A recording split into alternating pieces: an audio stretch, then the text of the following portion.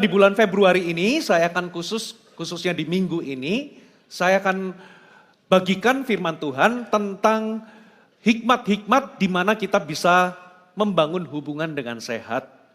Ibadah pertama tadi saya bicara mengenai ada hal-hal tertentu itu merupakan racun di dalam hubungan.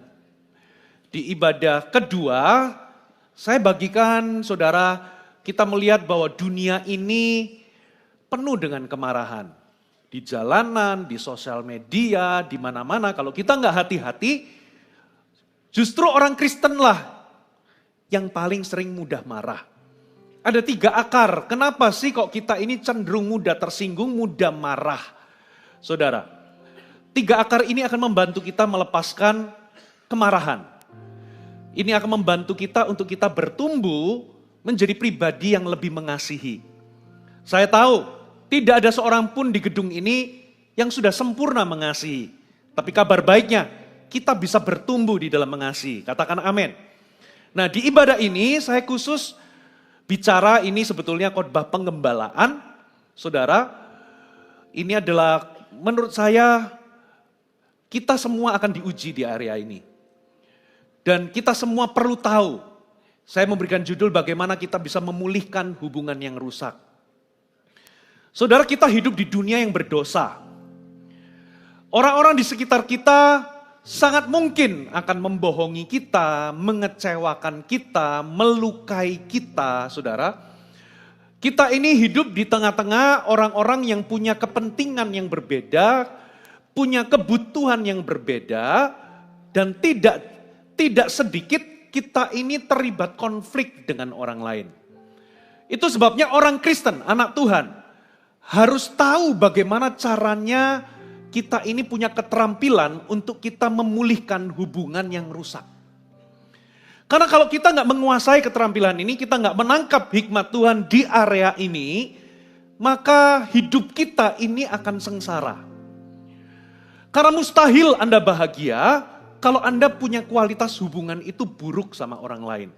Tidak peduli sesukses apa saudara, tidak peduli sekaya apa saudara, tapi kalau Anda itu punya hubungan rusak sama anak-anak, pernikahan hubungannya rusak, saudara, Anda putus hubungan dengan keluarga inti atau keluarga dekat, orang tua sama anak, misan, mustahil Anda bahagia. Saudara, bahkan ada penelitian Bapak Ibu, di Amerika di tahun 1938, penelitiannya itu berlangsung bahkan sampai 80 tahun kemudian.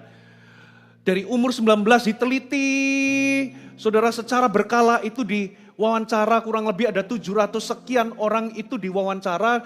Saudara, tujuan penelitiannya adalah untuk menemukan apakah ada hubungan atau korelasi antara kualitas hubungan seseorang dengan yang namanya kebahagiaan. Ternyata terbukti, saudara, kualitas hubungan seseorang dengan sesamanya itu sangat menentukan kualitas hidup seseorang. Dikatakan orang yang punya hubungan-hubungan yang buruk sama orang lain, mereka cenderung tidak bahagia, tidak sehat, dan gampang jadi pelupa.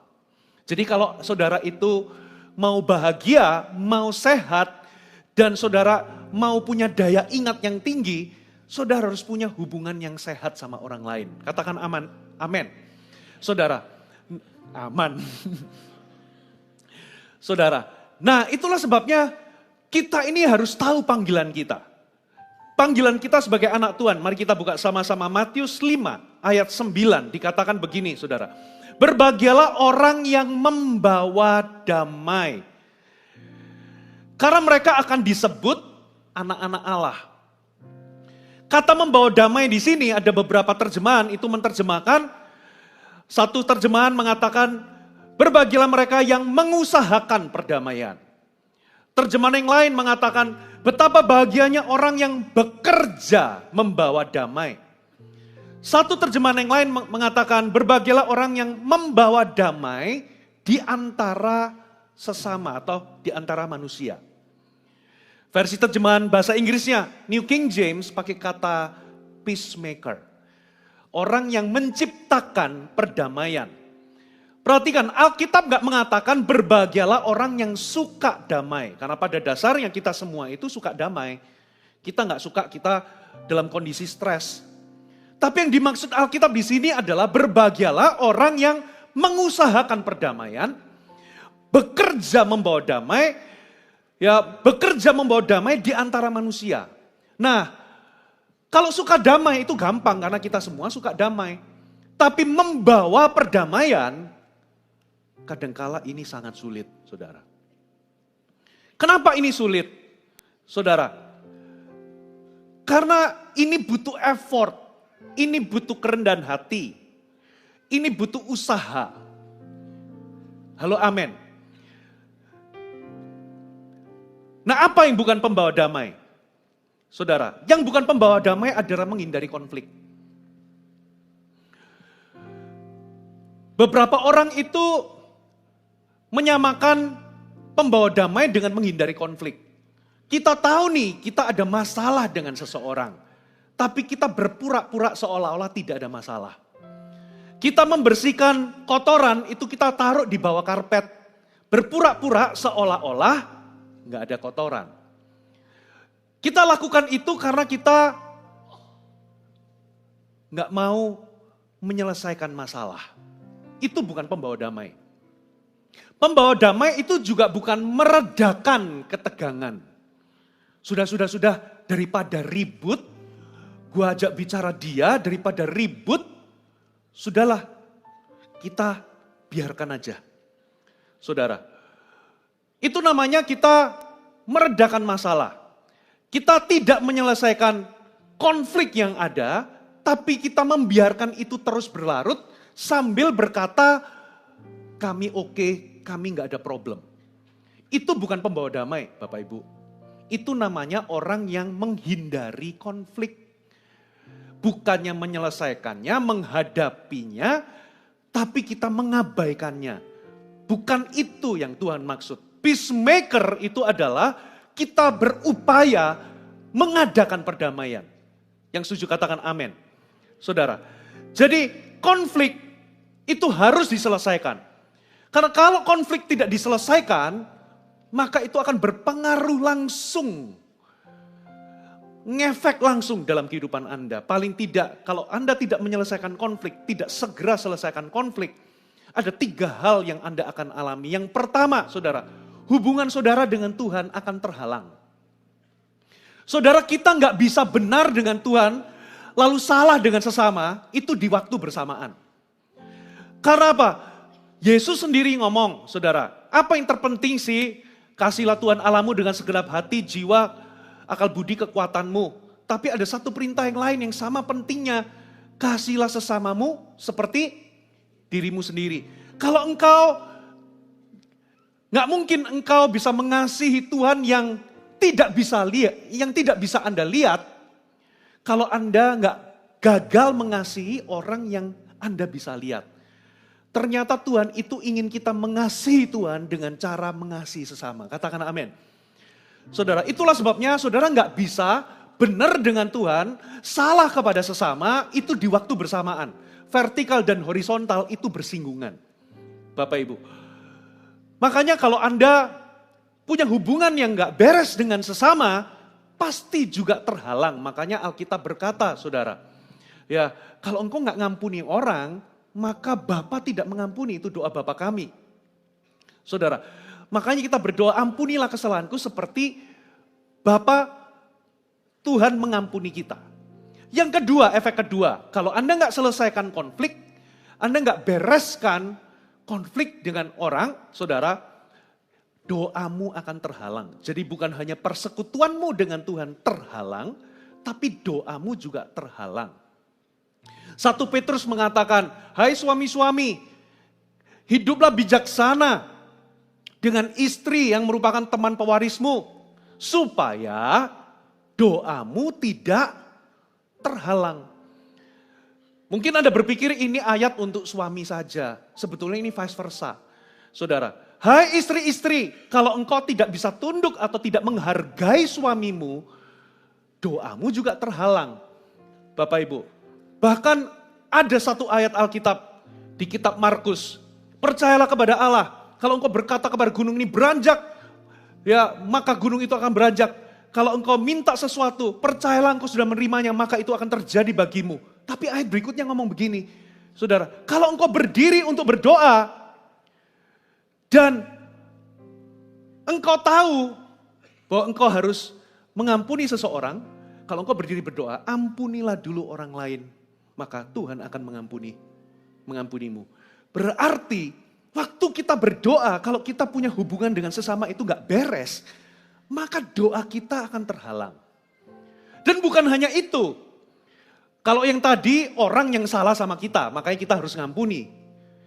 Tapi ada ayat lain di Matius 5, kalau engkau membawa persembahan, lalu tiba-tiba engkau ingat, ada seseorang itu punya ganjalan terhadapmu, versi yang lain itu pakai kata marah kepadamu atau sakit hati kepadamu, tinggalkan dulu persembahan, ya pergi cari orang itu, bereskan dulu, baru kembali berikan persembahan. Saudara, berarti hubungan kita dengan Tuhan dan doa kita itu sangat ngefek dengan hubungan kita dengan sesama. Yang ketiga, saudara, kalau Anda nggak bereskan konflik, Bapak Ibu, saudara yang ketiga yang pasti adalah itu menghalangi kebahagiaanmu. Saudara, saya kasih contoh. Saudara mau liburan di tempat yang indah, ke Bali, Switzerland, ke mana? Ke US yang indah-indah, ke Kanada. Kalau selama Anda liburan tidak peduli seindah apapun tempatnya, kalau di tempat itu Anda bertengkar hebat sama keluarga, maka itu bukan lagi momen-momen yang menyenangkan atau membahagiakan. Betul atau betul? Tidak peduli saudara pencapaianmu apa, gelarnya apa, Anda terkenal, wajah Anda terpampang di sosial media atau di majalah bisnis, menjadi top 100 orang yang paling kaya. Tapi kalau Anda punya hubungan itu rusak sama orang, Anda sama anak itu gak akur, Anda putus hubungan dengan keluarga dekat, maka sulit atau mustahil untuk Anda merasa bahagia. Karena Tuhan menempatkan kebahagiaan itu di dalam hubungan, bukan di barang. Saudara, itu pasti akan menghalangi kebahagiaan. Nah itulah sebabnya kita semua anak-anak Tuhan harus menerima hikmat bagaimana kita bisa memulihkan hubungan yang rusak.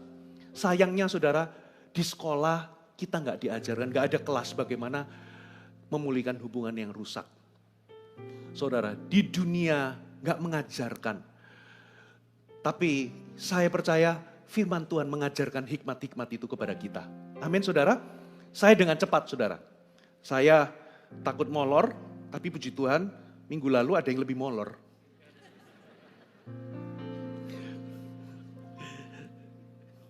Aman ya. Oke saudara. Bagaimana kita bisa, ini ada 7 poin yang saya bagikan saudara. Nanti ini poin kena di mana, saudara terimalah ini sebagai firman yang memperlengkapi saudara. Ya, bagaimana kita bisa selesaikan atau memulihkan hubungan yang rusak dalam kehidupan kita. Apa langkah-langkahnya? Yang pertama, catat baik-baik. Bawa di dalam doa. Saudara sebelum, kenapa ini saya letakkan di nomor pertama? Sebelum Anda itu membicarakan masalah itu kepada seseorang, teman atau siapa, sebelum Anda menggosip masalah itu kepada orang lain, kalau Anda memang mengejar rekonsiliasi atau pemulihan hubungan, selalu pertama-tama bicara dulu bukan ke manusia tapi ke Tuhan. Ketika kita bicara dulu ke Tuhan, bawa dalam doa dulu, sebetulnya kita sedang memberikan kesempatan kepada Tuhan untuk mengubah hati orang. Halo amin. Karena manusia gak bisa ubah orang. Anda mau tuntut, mau kondisikan, saudara, manusia gak bisa ubah. Yang bisa mengubah hati orang itu adalah Tuhan. Katakan amin. Tapi Pastor Puji, saya ini sudah doakan untuk orang berubah, tapi kok gak berubah-berubah. Jangan-jangan yang memang Tuhan mau ubah adalah Anda, bukan pasangan. Kadang kita tunggu-tungguan saudara. Tuhan, aku berdoa supaya keadaan berubah. Aku berdoa supaya orang berubah. Paulus itu berdoa supaya utusan iblis itu mundur daripadanya, itu duri dalam dagingnya. Itu adalah orang-orang sulit yang menyulitkan dia, menganiaya dia, yang apa itu namanya, membuat dia itu difitnah. Dia itu berdoa supaya utusan iblis itu mundur, tapi ternyata doanya ternyata nggak berubah-berubah orang-orang itu, malah tambah ganas. Dari situ dia sadar ternyata Tuhan itu ingin dirinya yang berubah. Karena dia menerima pewahyuan-pewahyuan yang luar biasa, Tuhan memberikan suatu duri dalam daging supaya dia nggak sombong. Jadi pertama-tama, kenapa kita perlu bawa dalam doa?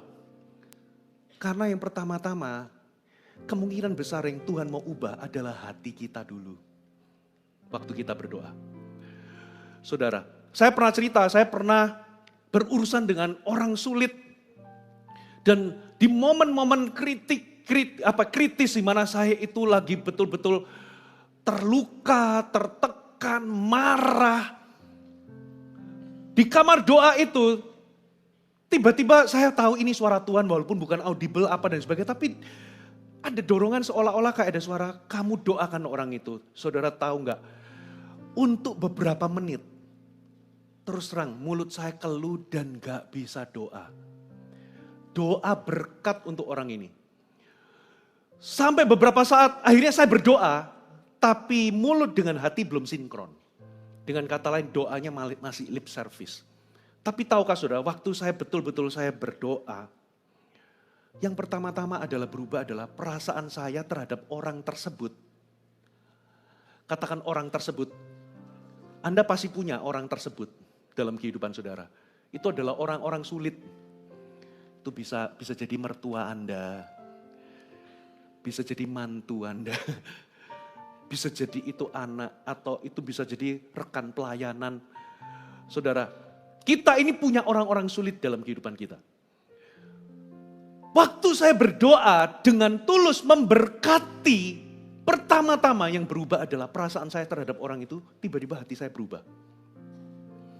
Saudara, dan Tuhan juga bisa ubah orang itu waktu kita doa. Katakan amin. Saudara, Anda perlu latihan, saudara. Sungguhan, ini firman. Ini gak mudah dilakukan, tapi Anda perlu latihan. Ya, latihan apa? Mendoakan orang-orang yang menyakiti Anda atau merugikan Anda. Doanya apa, Pastor Puji? Beberapa di antara Anda doanya adalah, Tuhan hukum dia. Buat tokonya sepi.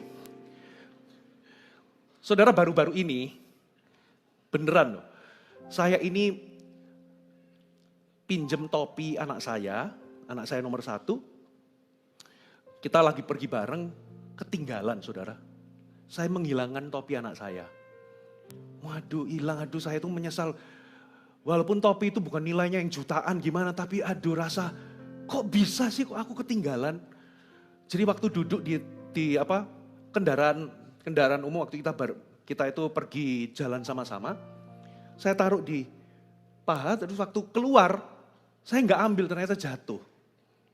Jadi begitu kendaraan lewat, ketinggalan, aduh sayang. Singkat cerita akhirnya saya cari-cari untuk ganti topi anak saya ini.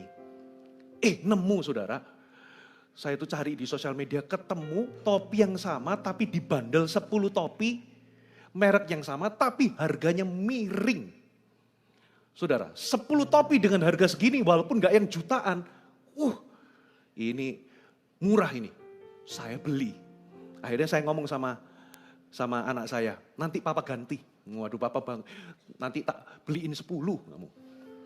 Saya tunggu 5 hari gak datang-datang, ternyata penipu saudara. Saya ketipu ternyata. Ini pendeta ketipu saudara. Tahu nggak? Perasaannya itu jengkel banget. Itu kayak aku sudah kehilangan topi, beli topi malah ketipu. Itu sudah jatuh ketimpa tangga. Walaupun nilainya itu nggak yang mahal, tapi perasaan saya itu kok merasa bodoh. Pernah nggak Anda ketipu itu, kok sebodoh ini aku ini kok ketipu. Perasaannya itu nggak enak. Berapa hari itu kalau ingat nggak enak, saudara.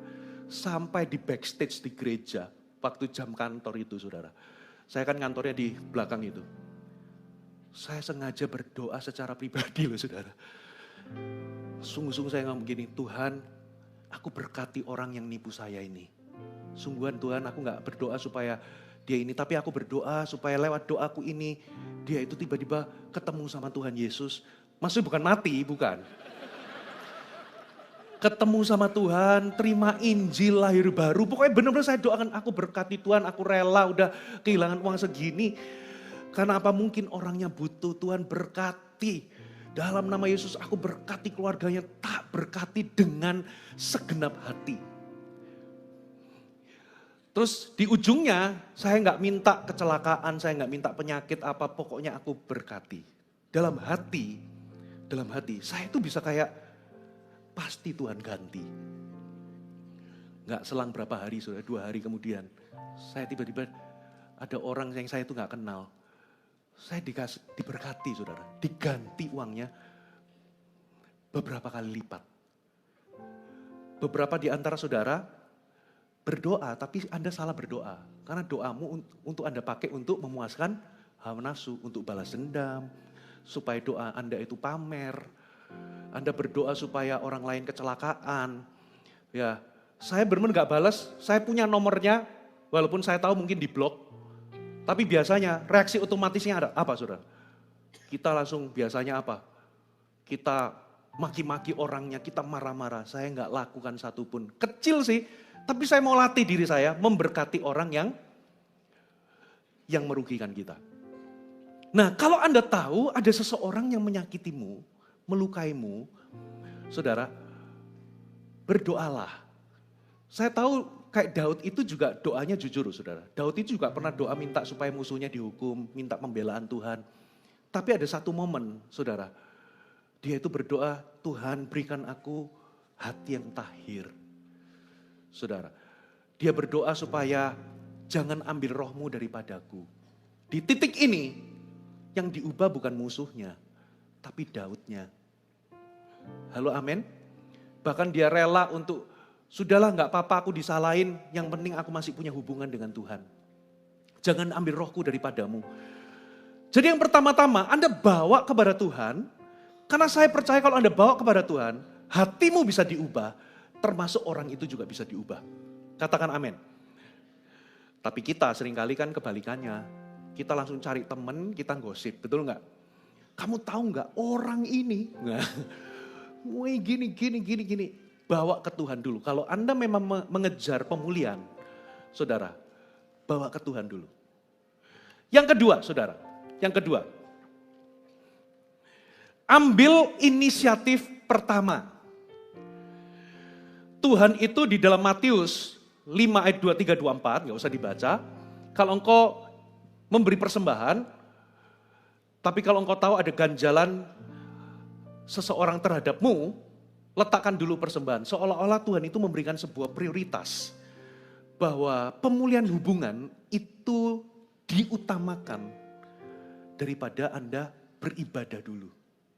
Seolah-olah pulihkan dulu, itu kayak nomor 1 dulu, baru engkau mempersembahkan sesuatu di hadapan Tuhan. Dari sini, dari tekanan prioritas ini berarti kita harus memprioritaskan ini. Kita harus mengusahakannya. Bentuknya apa? Selalu ambil langkah pertama, inisiatif pertama. Tapi yang kita lakukan seringkali adalah, kalau dia gak datangi aku dulu, gak minta maaf dulu, ya sudah. Aku juga gak bakal minta maaf. Saudara, kenapa kita gak boleh berpikiran seperti itu? Karena yang bersangkutan pasti juga mikirnya begitu sama kita. Di sebelah sana mikirnya, kalau itu tuh gak minta maaf, gitu ya, aku gak bakal ngomong. Akhirnya ujungnya apa? Hubungannya rusak, putus, dan gak pernah dibereskan. Itu sebabnya siapa, kalau Anda yang menyadari dulu ada sesuatu, saudaralah yang ambil inisiatif pertama. Katakan amin, saudara. Tuhan mau kita mengusahakan, ambil langkah pertama, bertindaklah dengan cepat. Gak penting apakah saudara yang salah atau orang lain yang salah, kalau Anda tahu itu kesadaran dari dirimu, Anda yang maju duluan. Dan saya kasih tips ya. Ya, begitu Anda datang, jangan tiba-tiba langsung datangnya itu melabrak. Tiba-tiba datang, duduk, aku mau bicara, lalu kita beberkan bagaimana orang itu telah menyakiti kita. Saudara, biasanya nggak akan berakhir dengan baik, karena yang sebelah sono juga akan melakukan hal yang sama kepada kita. Saudara, yang ketiga, Anda masih bersama saya, amin?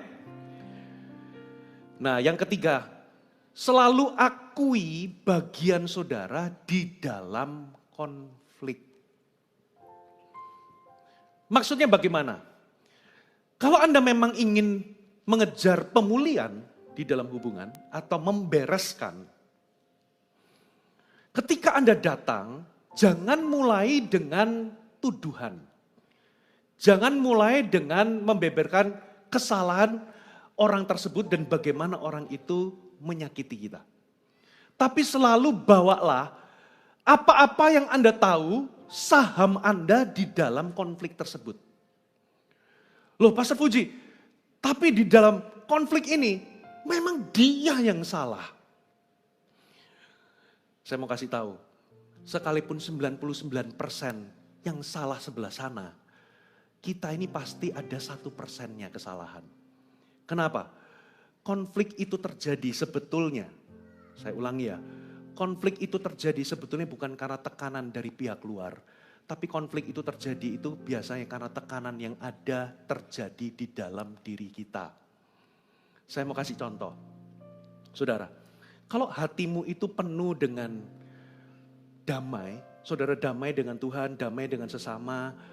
Kalau hatimu itu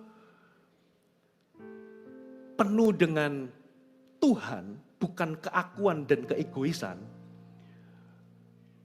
ada hal-hal tertentu ketika ada orang ngatain Anda, atau ada orang nyala pahamin Anda, itu gak akan jadi gangguan yang besar bagimu. Tapi, saya pernah ada momen-momen di mana hati saya ini sensitif, saudara. Hal kecil itu bisa jadi gede. Coba perhatikan, waktu hati Anda itu mungkin lagi sensitif, atau saudara nggak lagi penuh, Anda lagi penuh dengan keakuan, saudara hati Anda itu lagi bergejolak, itu hal sepele itu bisa jadi besar. Coba perhatikan, kenapa orang itu gara-gara cuman dipotong jalurnya itu bisa pukul-pukulan sampai sosial media, sampai urusan polisi. Padahal hal kecil, tapi bisa jadi besar. Karena konflik itu sebetulnya bukan tentang konten dari konflik itu. Tapi konflik itu tentang respon. Sometimes yang membuat konflik itu menjadi buruk itu bukan kontennya. Tapi tentang bagaimana kita bereaksi. Betul atau betul? Nah, seringkali jangan-jangan kita yang terlalu sensitif. Jangan-jangan kita yang punya ekspektasi ketinggian sama orang. Suami sama istri kenapa kok sensitif? Karena suami berharap istrinya itu mengerti jalan logika pikiran seorang pria. Itu ekspektasimu ketinggian. Kenapa? Kalau istrimu itu ngerti pikiran seorang pria, logikanya pria 100%, jangan-jangan yang Anda nikahi itu laki-laki. Kadangkala kita punya ekspektasi itu gak realistis. Kenapa ya? Suamiku kok gak bisa ngerti, paham perasaanku. Karena memang, saudara, laki-laki itu dalam tanda kutip tumpul kalau di area itu gak bisa paham kadangkala. Karena kalau ada pria paham 100%, jangan-jangan Anda berhasil mengubah dia jadi wanita. Kadang-kadang kita punya standar, ekspektasi orang itu harus memenuhi kebutuhan kita, itu sesuai dengan idealisme dan standar kita. Yang mana, Bapak Ibu, suamimu, istrimu, pemimpin CG-mu, orang-orang di gereja, rekan pelayanan, itu bukan Tuhan. Itu adalah manusia biasa yang juga bisa buat salah. Kadangkala kita punya ekspektasi ketinggian. Tadi pagi saya sempat cerita sedikit tentang ini. Ya, Pertama kali 3 bulan saya pacaran sama istri saya waktu masih pacaran. Istri saya kaget-kaget, kenapa? Karena saya ini lahir dibentuk dari keluarga yang kurang ekspresif. Gitu ya. Apalagi dulu zamannya revival seolah-olah no time for love. Jadi begitu pacaran, saya itu cueknya bukan main. Pergi pelayanan ke Makassar dari landing sampai malam hotel, saudara, hotelnya nggak ada signal, saya nggak berusaha ngabarin. Rupa-rupanya itu besar buat dia. Sempat dia itu katanya ini benar apa enggak, sempat berpikir apa putus. Kenapa kok seperti itu? Karena dia punya ekspektasi kalau menikah sama pengkhotbah hamba Tuhan itu pasti sempurna. Kayak malaikat. Kagak, saudara, kami ini manusia biasa. Jangan-jangan yang salah adalah harapanmu. Ekspektasimu ketinggian. Saudara, nggak realistis. Halo, amin. Coba Anda ketemu Pastor Philip. Loh, kok Pastor Philip? Kok nggak paham apa yang aku alami? Kan harusnya pendeta dekat sama Tuhan. Mengerti apa yang aku alami. Kalau 1-2 orang jemaat ya nggak apa-apa. Tapi kalau jemaatnya 30.000, 100.000 dan harus mengerti semua kondisi dan kebutuhan jemaat, ya Anda yang salah ekspektasi. Aku lagi kesusahan, kok Pastor Puji gak telepon aku, gak memperhatikan aku. Bapak Ibu, pendetamu itu bukan dukun. Yang mengerti alirannya bukan kebatinan. Kalau memang Tuhan gak singkapkan, ya kita gak tahu apa-apa, saudara. Satu kali ada satu orang betul-betul terluka sama saya ajak ketemu, makan. Saya minta maaf karena saya melewatkan. Karena gak ada satupun orang termasuk dari jajaran pemimpin. Jadi ada satu leader di level coach. Kedukaan orang tuanya meninggal. Saya sampai seminggu sampai sudah tutup peti dikubur apa. Saya itu sama sekali gak tahu. Gak ada pemimpin full timer yang ngasih tahu saya. Saya taunya waktu ngobrol-ngobrol sama orang, iya loh yang ini itu kedukaan. Hah? Kedukaan? Siapa yang meninggal? Saya langsung kontak dan benar saudara.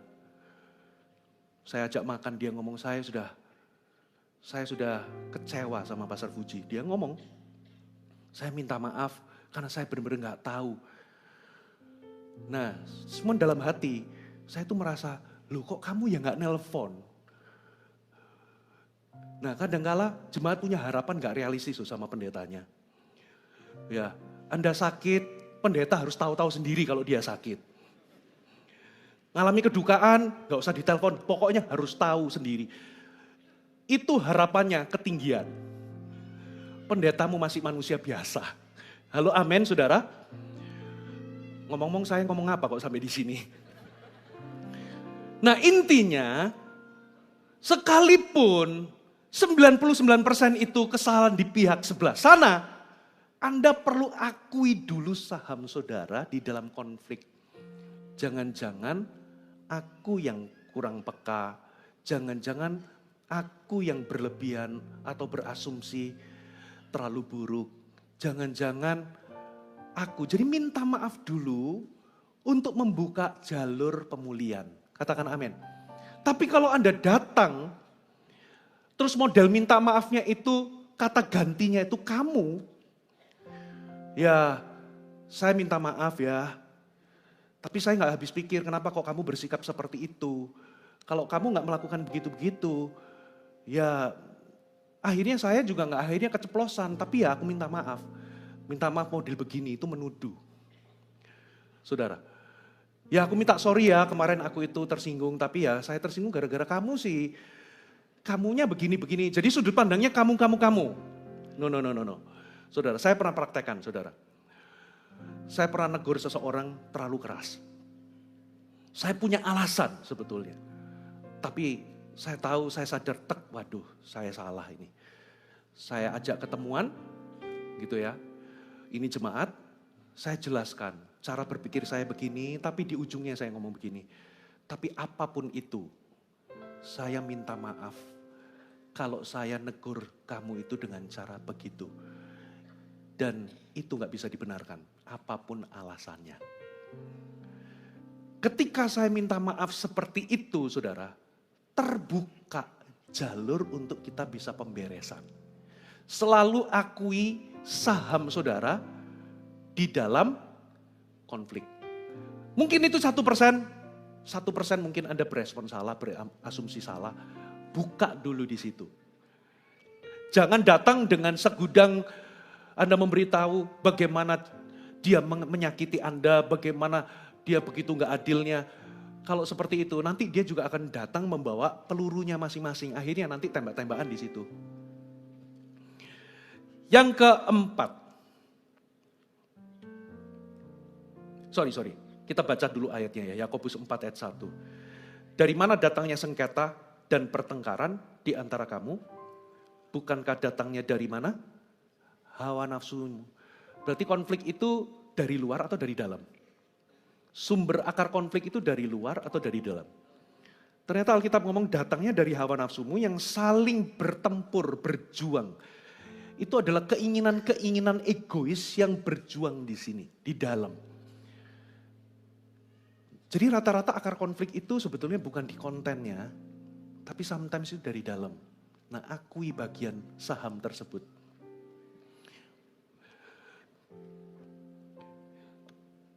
Satu kali saya konseling sama seorang suami, saudara, dia merasa bahwa sumber konflik karena dia itu sudah sama istrinya itu hubungannya rusak, sak. Dia merasa mendapat dari Tuhan bahwa ini akibat karena istriku itu punya kutuknya Hawa. Jadi itulah penyebab dan akar dari konflik.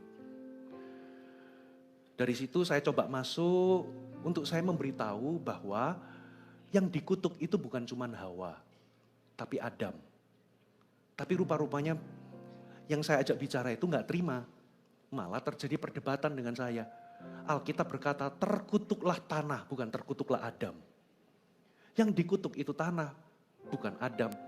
Akhirnya saya menjelaskan, maksud saya menjelaskan adalah memang yang dikutuk itu tanah, tapi karena Adam.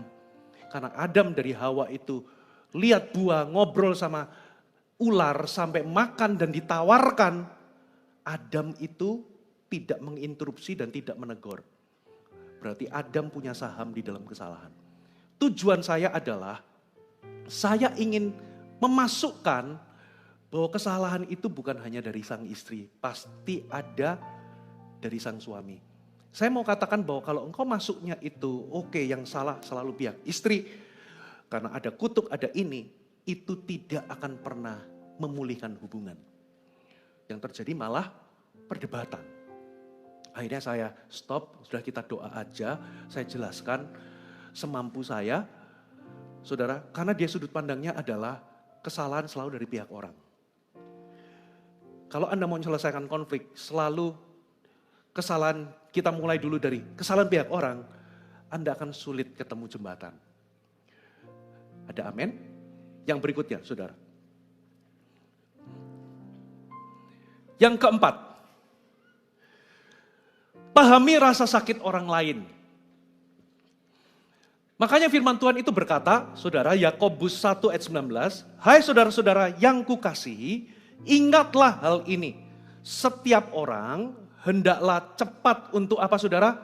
Mendengar, lambat berkata-kata, dan lambat untuk marah. Kenapa Alkitab katakan kita harus cepat mendengar? Karena begini, saudara. Waktu Anda ketemu untuk pemberesan suami istri ini, kadangkala kita itu harus mendengar apa yang tidak dikatakan oleh pasangan. Saudara harus menangkap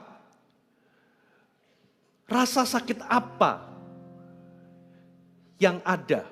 Saudara harus bisa mendengar rasa sakit apa, luka apa di balik kata-kata orang. Mendengar dulu. Mungkin Anda juga terluka. Ini gak gampang, saudara. Ya, mempraktekannya gak gampang, saudara. Coba tengok kanan kiri, ngomong mah gampang. Beneran, ngomong itu gampang. Karena kita lebih fokus kepada lukanya kita. Bukan lukanya orang lain. Tapi tahukah saudara, di setiap konflik itu pasti ada orang yang merasa diremehkan, direndahkan, tidak dihargai, ada orang yang terluka. Di semua konflik itu pasti ada rasa sakit di balik konflik itu. Nah, itu yang perlu Anda pahami. Makanya Alkitab Yesus itu ngomong begini, hendaklah, saudara, Filipi 2 ayat 4 sampai 5, jangan tiap orang memperhatikan kepentingannya sendiri, tapi kepentingan orang lain juga. Apa maksudnya? Kepentingan itu apa yang menjadi concernnya orang, rasa takutnya orang, rasa sakitnya orang, minatnya orang, kebutuhannya orang. Orang marketing itu ngerti hal ini. Saudara, waktu mereka jualan produk, yang mereka sentuh itu kebutuhannya dulu, rasa sakitnya apa, saudara, minatnya apa. Bukan jualan produknya dulu, tapi sentuh kebutuhannya. Saudara, sometimes maksud kita ngomong, pemberesan sama orang, coba pahami sudut pandangnya orang. Kenapa ya orang ini begini? Jangan-jangan dia itu merasa direndahkan. Jangan-jangan merasa tidak dihargai. Jangan-jangan dia terluka karena kata-kata kita. Semakin kita pahami orang lain, akan semakin sabar kita. Saya ulangi, semakin kita belajar memahami orang, ngelihat, oh orang ini mungkin, saudara, kita coba pahami, oh mungkin dia itu punya latar belakang begini, dia punya konteks begini, dia punya kesusahan begini. Semakin kita itu memahami, maka semakin sabar kita, semakin kita ini mentoleransi. Tapi kalau semakin kita itu nggak paham, kita akan semakin nggak sabaran sama orang. Kita akan gregetan sama orang. Coba ya, saudara, kenapa kok saya berani ngomong begini? Karena saya pernah juga di posisi yang salah. Semakin saya nggak bisa paham sama orang, semakin saya kritis sama orang. Semakin saya nggak belajar memahami sudut pandangnya orang, semakin saya gregetan sama orang. Semakin marah saya. Kok bisa sih? Tapi semakin saya itu belajar memahami orang, rasa sakitnya orang, saya kok menemukan, loh kok saya bisa lebih pengertian ya? Kok saya bisa lebih kasih kelonggaran sama orang? Ternyata kuncinya adalah kita belajar untuk fokus sama concernnya orang. Rasa takutnya orang, rasa sakitnya orang. Kalau kita bisa mendengarkan itu, saudara, luar biasa. Suami istri, coba prakteknya, saya pernah praktek. Sometimes kita laki-laki itu, saudara, waktu ngomong sama pasangan kita itu gak dengerin pasangan kita ngomong, tapi kita itu sibuk menyiapkan jawaban, betul gak? Atau sibuk menyiapkan argumen. Yang terjadi adalah kita nggak mendengarkan pasangan kita, tapi kita siap jawab sudut pandangnya kita. Ujung-ujungnya kita bertengkar tambah hebat. Tapi coba ya, coba saudara slow dengarkan, apalagi kalau Anda bisa mendengarkan rasa sakit orang di balik kata-kata. Kenapa? Lalu puji Tuhan, kalau Anda itu berlatih untuk bisa mengutarakan perasaan. Katakan mengutarakan perasaan. Ini yang menolong saya sama istri. Kami mempraktekkan yang namanya kalimat pasif. Katakan kalimat pasif. Maksudnya gini. Waktu Anda tersinggung, biasanya Anda komunikasikan ke pasangan, tapi caranya destruktif. Benar, tapi melukai. Gunakan kalimat pasif. Biasanya orang menyemburkan kemarahan, melampiaskan kemarahan, marah-marah. Apalagi ada label negatif, gitu kan. Tapi coba pakai kalimat pasif. Contoh nih. Saya ngomong gini, saya pernah ngomong gini, aku kok merasa, jadi pakai utarakan perasaan saudara. Aku merasa tidak dihargai kalau kamu ambil keputusan tanpa pertimbanganku. Nah itu jauh lebih baik daripada tiba-tiba Anda marah-marah. Istri gak tahu aturan, istri begini. Utarakan, Anda itu keberatannya apa? Apa perasaannya? Perasaan kecewakah? Perasaan terlukakah? Nggak dihargaikah? Coba bahasakan dalam kalimat pasif. aku merasa. Bukan kalimat aktif, kamu gak tahu aturan.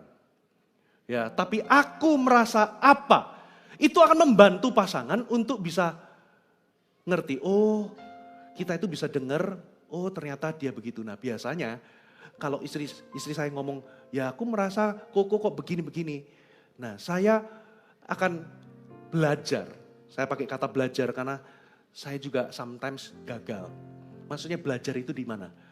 Belajar untuk mengulang. Oh jadi kamu merasa begini. Nah waktu saya mengulang, maka orang lain itu akan merasa divalidasi perasaannya. Merasa diperhatikan. Ternyata telinga kita dan mata kita itu adalah alat untuk mencintai. Katakan amin. Kalau orang ngomong, kalau Anda perhatikan dan mendengar, ternyata mereka merasa dicintai loh saudara. Tapi kalau kita mendengar tapi nggak benar-benar memperhatikan, kita sibuk mengolah jawaban, mengolah amunisi untuk menyerang balik, maka sulit saudara. Akan sulit. Ada amin? Yang kelima, serang masalahnya bukan orangnya.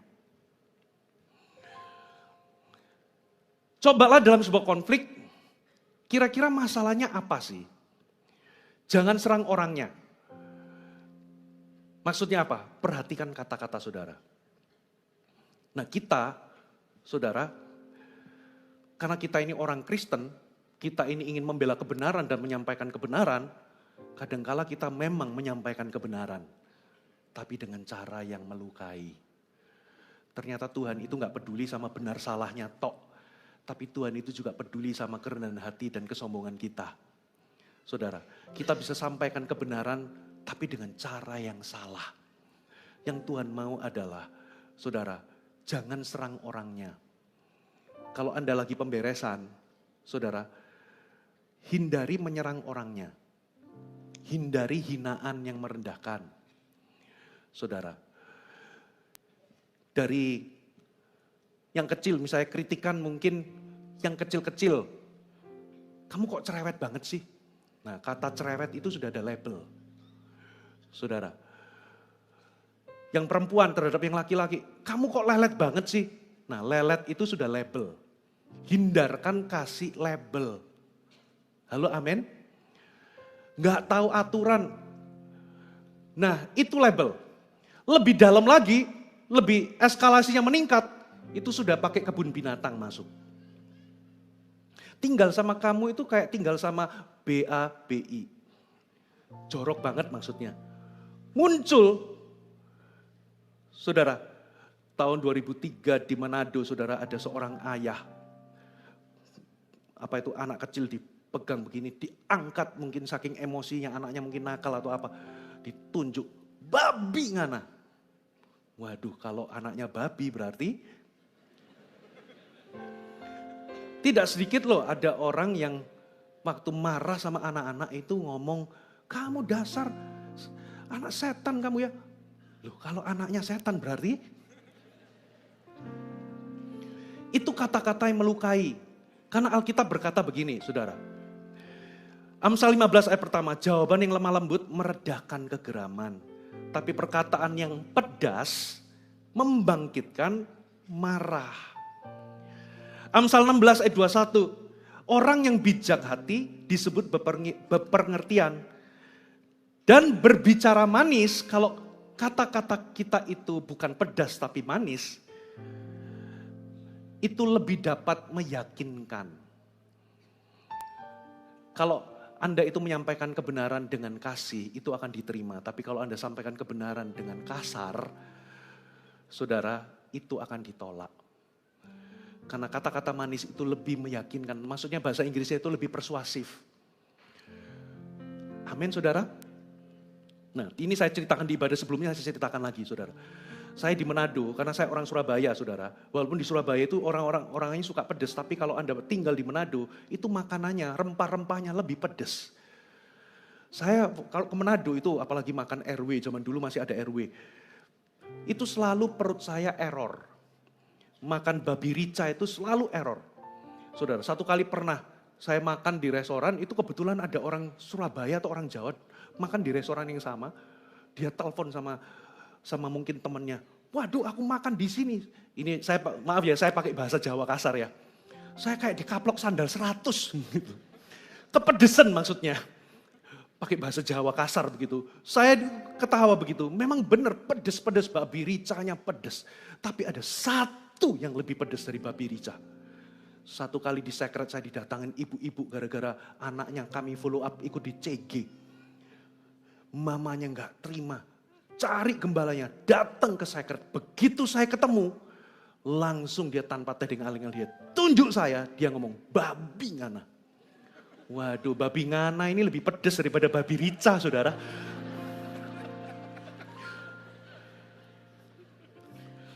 Yang nggak tahu artinya babi ngana, nanti tanya sama Pak Melki.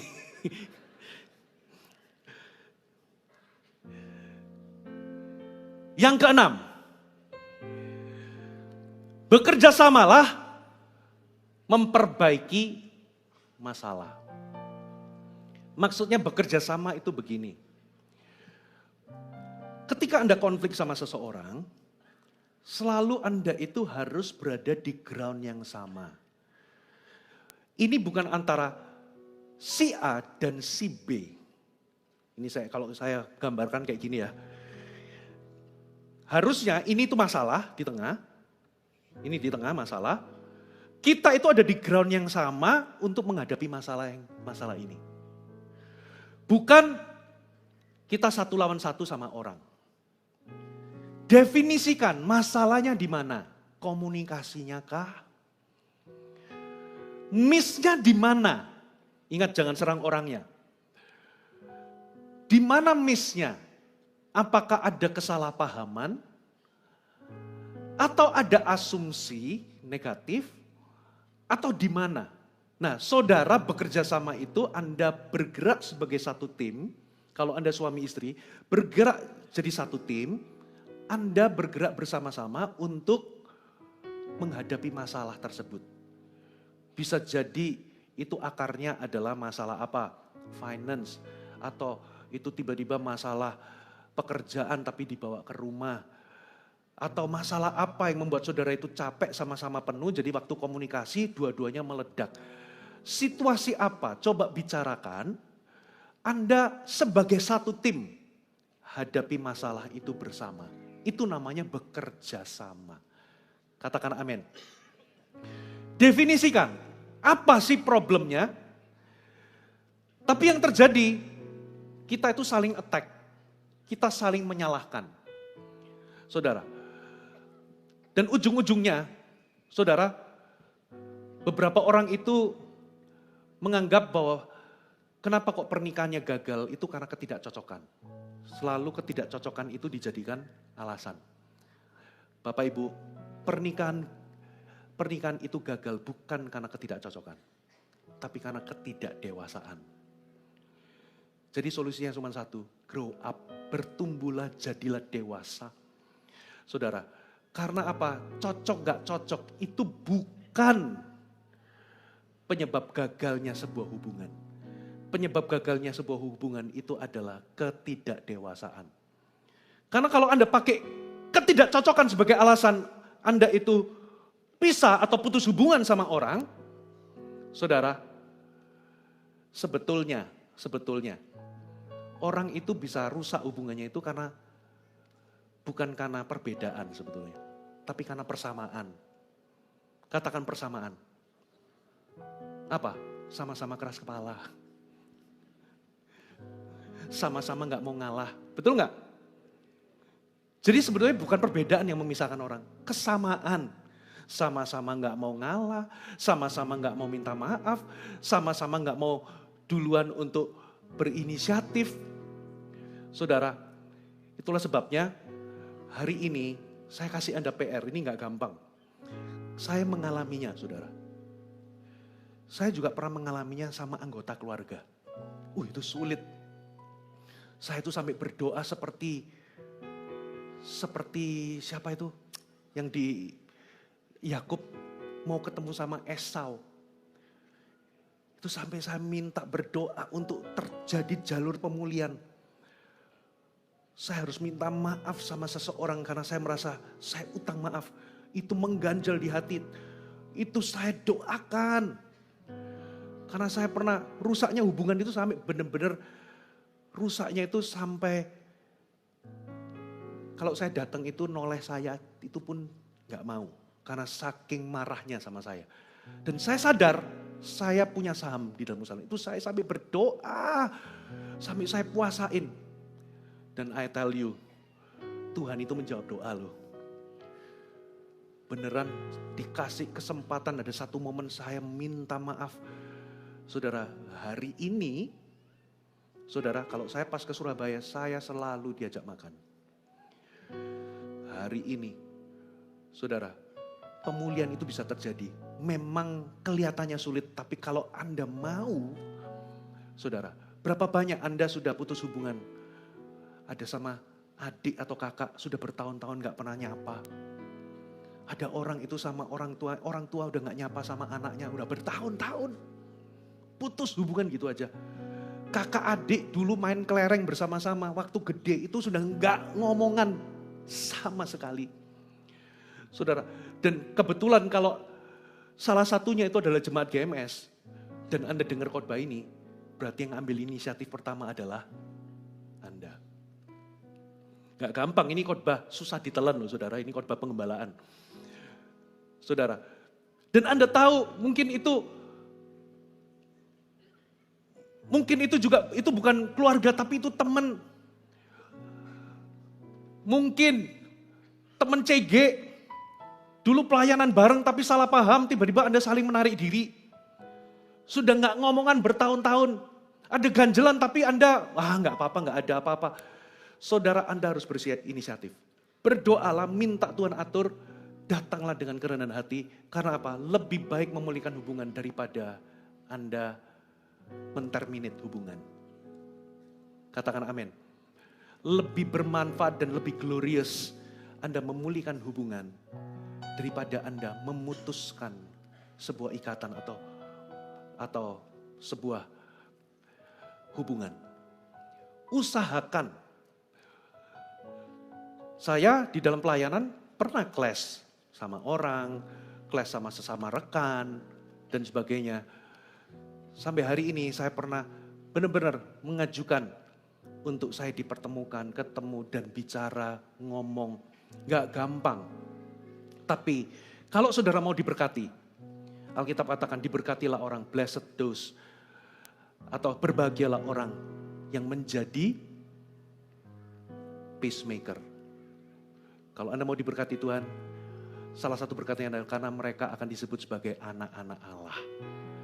Kalau Anda orang Kristen, Anda harus mengusahakan pemulihan hubungan yang rusak. Yang terakhir, haleluya. Saya enggak molor-molor amat lah dibanding minggu lalu ya. Yang terakhir, upayakan rekonsiliasi dan bukan resolusi. Saya jelaskan maksudnya gini loh. Rekonsiliasi apa bedanya sama resolusi? Rekonsiliasi itu Anda memulihkan hubungan. Anda membereskan apa yang telah terjadi sehingga sampai di titik tidak ada lagi sakit hati, tidak ada lagi dendam, semuanya yang masa lalu terjadi sudah dikubur, selesai. Tidak ada lagi ganjalan. Kita tidak lagi bermusuhan. Itu namanya rekonsiliasi. Sedangkan resolusi itu begini loh. Ada hal-hal tertentu kita itu beda pendapat sama orang. Dan sampai kapanpun karena orang itu punya cara pandang berbeda, kebutuhan yang berbeda. Sampai kapanpun kadangkala ada hal-hal itu mungkin sampai kapanpun Anda gak akan pernah sepakat atau sependapat. Saya mau kasih contoh. Satu kali pernah saya itu ditunjukin, ini adalah salah satu jemaat di GMS Cirebon, menunjukkan saya sebuah gambar sepatu. Saya yang menunjukkan gambar sepatu kepada jemaat. Karena apa? Karena ada orang lihat ini itu warna pink sama putih. Tapi ada yang lihat ini warna hijau sama abu-abu. Di komentar-komentarnya ngomong, iya saya lihat putih. Ada yang ngomong ini hijau. Nah saya tes jemaat ini, kamu lihat warna apa? Putih sama pink, sama putih sama pink. Tapi kamu tahu nggak? Ada orang lihat ini tuh warna hijau. Ah masa hijau mananya? Gak mungkin. Lalu dia itu ngomong, Pastor Puji kan orangnya logika. Masa ada itu paling bohongan. Beneran. Tiba-tiba Gembala Cirebon suami istri itu datang. Lalu langsung saya tunjukin. Pastor Thomas, Pastor Ana, kamu lihat warna apa? Dua-duanya ngomong hijau. Kagetlah si jemaat tadi. Terjadilah perdebatan, 5 menit, 10 menit gak sampai. Hijau mananya? Abu-abu mananya? Putih mananya? Hijau mananya? Dengan kata lain, itu kalau kedua belah pihak gak berhenti dan belajar memahami sudut pandang orang lain, ternyata otak kita itu bisa melihat fakta yang sama, tapi lihat yang lain. Katanya teorinya kalau kamu dominan otak kanan kamu lihatnya putih, kalau dominan otak kiri kamu lihatnya hijau. Gitu. Jadi kadangkala memang karena kita ini punya sudut pandang berbeda, cara pandang berbeda, kebutuhan berbeda, keinginan yang berbeda, sometimes saudara, sampai kapanpun saya lihat itu putih sama merah muda. Saya nggak setuju sama orang yang mengatakan itu hijau. Sampai kapanpun kita nggak akan setuju. Tapi gini loh, sekalipun mungkin kita beda pendapat, beda cara pandang, tapi kita nggak harus bermusuhan. Katakan amin. Jangan nunggu orang lain ngelihatnya hijau sama seperti kita, baru kita berdamai. Itu maksudnya. Jangan tunggu. Contoh, istrimu itu hanya bisa tidur kalau lampunya gelap. Sementara Anda hanya bisa tidur kalau lampunya terang. Anda nggak bisa paksa, kalau kamu nggak bisa tidur dengan lampu terang, kita bermusuhan. Masa begitu? Kan orang punya preference sendiri-sendiri. Enggak. Saudara, meskipun istrimu belum bisa tidur dengan lampu terang, bukan berarti Anda bermusuhan sama istri. Katakan amin. Selesaikan konfliknya. Walaupun mungkin ada beda pandangan, tapi kita sudah damai. Katakan amin. Kita nggak bermusuhan. Jangan tunggu resolusi dulu terjadi, baru Anda berdamai. Sampai Yesus datang kedua kali, mungkin itu nggak pernah terjadi. Katakan amin. Anda belajar sesuatu? Nah,